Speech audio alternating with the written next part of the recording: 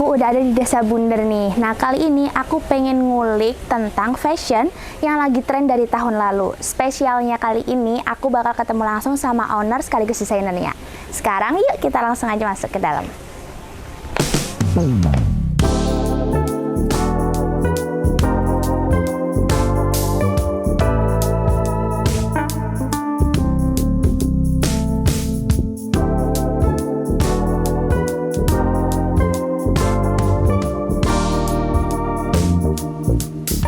Ecoprint adalah teknik seni cetak yang menggunakan bahan-bahan alami, seperti daun dan bunga, untuk menciptakan pola-pola yang indah dan berwarna-warni pada kain atau kertas.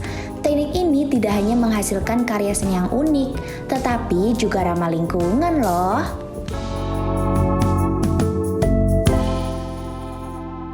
Nah, sekarang udah terlihat kan guys, banyak banget bahan-bahan alami kayak tanaman-tanaman juga bunga-bunga yang bisa diubah jadi ecoprint. Sekarang yuk kita intip gimana sih proses pembuatannya.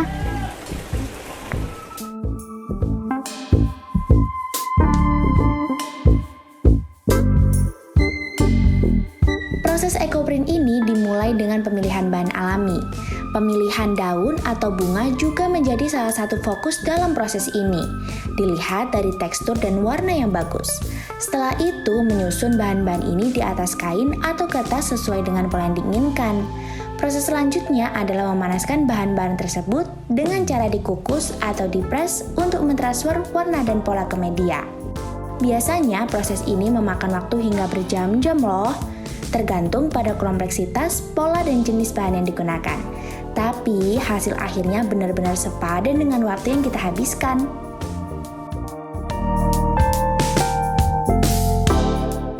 Nah guys, salah satu yang menarik dari ecoprint ini yaitu ketidakpastian hasil akhirnya. Karena setiap bahannya itu dari bahan-bahan alami. Jadi bisa beda-beda setiap cetakannya ya Bu ya. Sekarang yuk kita siapin bahan-bahannya, terus kita coba bereksperimen.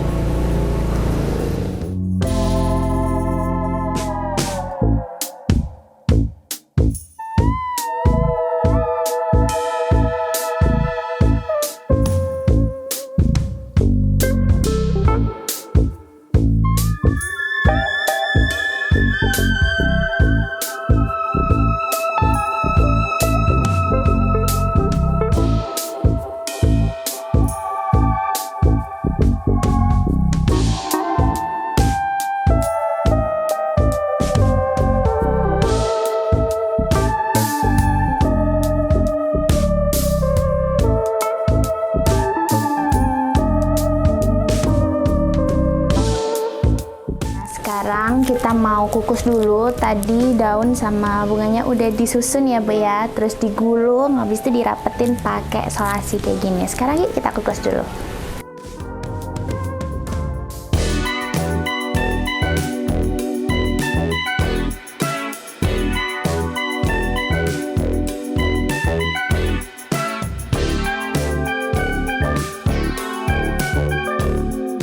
Setelah bahan-bahan siap, langkah selanjutnya adalah proses pemanasan. Di sini menggunakan teknik pengukusan untuk memindahkan pola dan warna dari bahan alami ke kain. Selama proses ini, kita juga bisa melihat berbagai alat yang digunakan, seperti panci besar dan alat pres.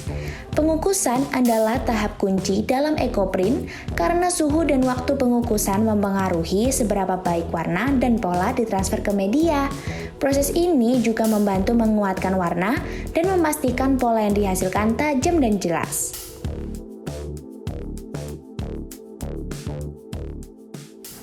Nah guys, sekarang aku udah sama owner sekaligus desainer dari Darajati Ecoprint ini. Mungkin Ibu bisa perkenalan diri terlebih dahulu. Oh iya, nama saya Diandri Setiawati, saya memiliki brand Darajati Ecoprint. Saya mulai usaha di tahun 2021 sampai sekarang ini. Oke, Bu, saya tuh penasaran deh dulunya tuh apa sih yang mendasari Ibu buat pendidikan Darajati Ecoprint ini? Awal-awal itu kan karena pandemi ya Mbak ya. Jadi pandemi saya nggak bisa beraktivitas banyak. Terus akhirnya lihat-lihat online, browsing-browsing, ada tentang pelatihan ecoprint online. Terus saya mulai belajar ecoprint dari online. Nah, untuk mengisi waktu kekosongan iya, ya Bu betul. ya. Oke. Terus juga EcoPrint ini kan juga termasuk sustainable fashion ya, yang mana juga jadi fokus utama Indonesia. Nah, gimana sih Ibu cara menarik generasi muda buat suka juga sama EcoPrint ini? Oh ya, biasanya kalau anak muda itu kan nggak suka dengan model-model yang baju-baju yang kayak kuno ya, kayak ibu-ibu lah, apa-apa gitu kan. Saya mendesain baju saya itu cenderung ke model-model anak-anak muda. Gitu kan, dengan harga yang sesuai dengan kantong mereka juga. Jadi biasanya saya mix dengan lurik. Jadi ketika saya mix dengan lurik kan jadinya lebih cantik gitu kan, Mbak. Ini perpaduan warnanya. Iya, model-model yang lebih ke anak-anak muda biasanya saya bikin model-model vest, model-model rompi, outer yang simple-simple gitu. Biasanya anak-anak muda lebih suka. Seperti ini kan model-model. Saya perpadukan dengan lurik. Bisa di stylish juga ya kalau betul. Kayak gini. Iya. Oke deh Bu, saya juga dari tadi lumayan salfok nih sama koleksi-koleksinya dari Darajati EcoPrint ini. Boleh nggak sih saya try on Bu? Boleh, Mbak, boleh. Kasih izin nggak nih Bu? Boleh. Yang coba yang ini nggak apa-apa. Iya. Oke. Silahkan Mbak. Model lagi ngetren. Boleh, silahkan dicoba.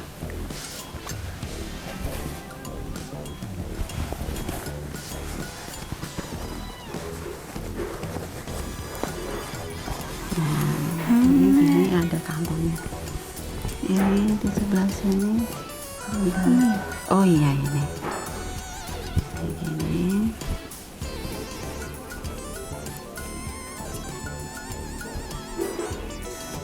Terus ini. Nah, cakep kan Mbak? Iya, cakep banget. Saya suka perpaduan warnanya sih Bu. Biru sama ungu. Gimana guys, keren kan? Ini nih hasil dari Darajati EcoPrint ya Bu ya, yang paling diminati sama generasi muda juga. Iya, betul. Yang model kayak gini juga banyak diminati Mbak. Kaos gini ya Bu ya modelnya ya? Iya, model-model blue simple ya.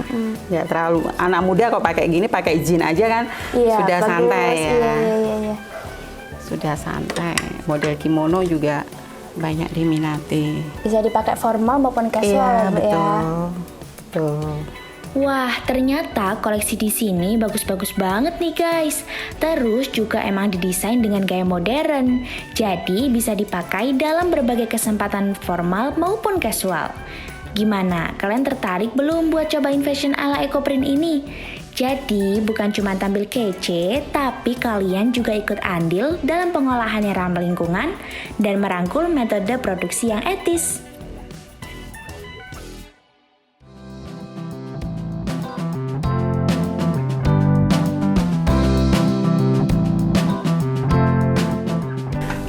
Untuk tantangan terbesar di usaha EcoPrint itu sepertinya memang semua orang untuk berusaha itu tantangan terbesarnya itu konsisten ya. Jadi kita dari awal harus memang konsisten untuk berproduksi, konsisten untuk bisa menghasilkan produk yang bagus gitu kan. Terus setelah konsisten umpamanya barang-barang sudah ada, udah produksi, udah bikin baju, udah. Tantangan yang paling besar untuk kita yang kaum usaha ini biasanya marketing. Karena produk yang saya jual kan bukan produk yang dengan harga yang murah ya Mbak ya. Harganya kan otomatis harga yang agak tinggi. Jadi seperti saya tinggal di Gunung Kidul ini kan memang agak susah untuk menjual produk dengan harga yang cukup tinggi gitu kan. Jadi biasanya itu nanti saya jualnya lewat online. Kalau enggak saya biasanya mengikuti kurasi-kurasi pameran-pameran gitu kan. Biasanya seperti itu.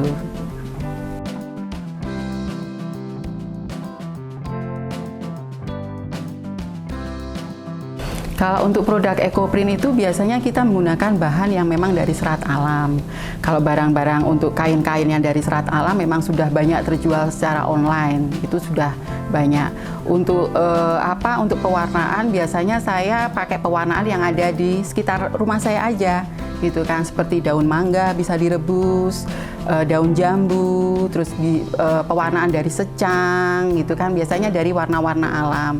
Untuk tanaman-tanaman yang ditempel sendiri itu juga tanaman-tanaman yang saya tanam di sekitar rumah juga gitu. Jadi semuanya memang sudah saya konsep untuk biar mudah untuk membuat ekoprintnya itu saya khusus untuk menanam tanaman-tanaman ekoprint.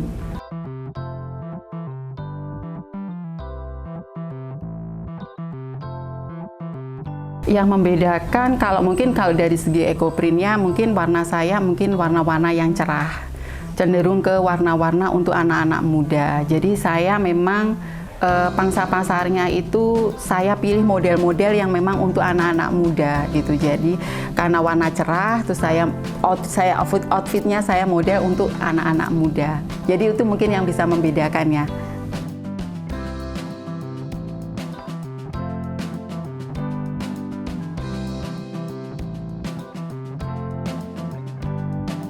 Waktu itu rumah saya kan disewa sama orang luar dari Brazil sama dari Slovakia.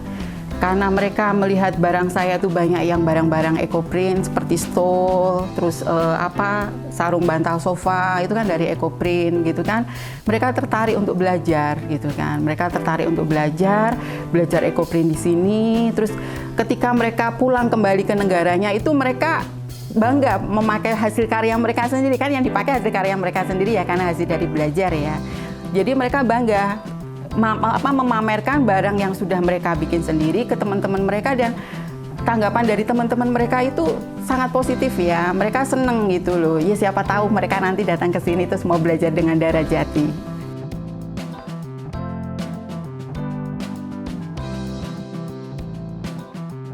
Kalau orang yang paling mendukung jelas suami saya. Suami saya itu orangnya nggak kepingin istrinya itu di rumah, terus bingung mau ngapain gitu kan. Jadi suami saya itu paling mendukung. Jadi kalau umpamanya saya belajar ekoprint ya, saya bilang sama suami saya mau kepingin belajar ekoprint, ya udah apa aja peralatannya, kebutuhannya apa aja dikasih ya, umpamanya dikasih. Awal-awal saya bikin ekoprint itu karena online, karena pandemi. Itu selama 6 bulan itu saya bikin ekoprint nggak ada jejaknya.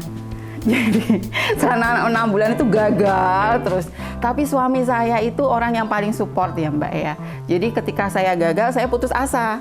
Saya bilang sudah, saya nggak mau lagi ekoprint lagi. Orang nggak bisa kok, belajar online susah gitu kan. Nggak ada yang ngajarin caranya gimana gitu kan. Udah nggak usah takut, saya kasih lagi ini butuh modal apa gitu. Jadi maksud saya, ya saya senang ya, bangga sama suami saya karena apapun disupport sama suami saya gitu kan.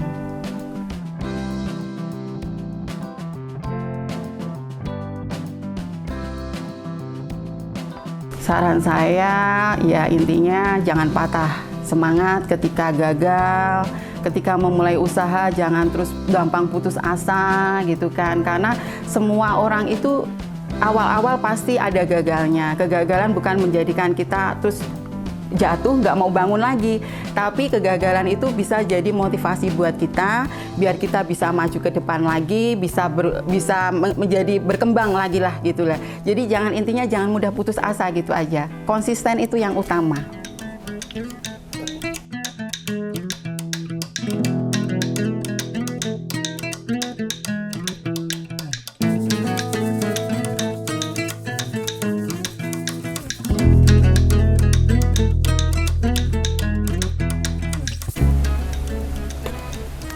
Nah, ini dia guys, hasil pilihan aku. Gimana? Keren-keren kan?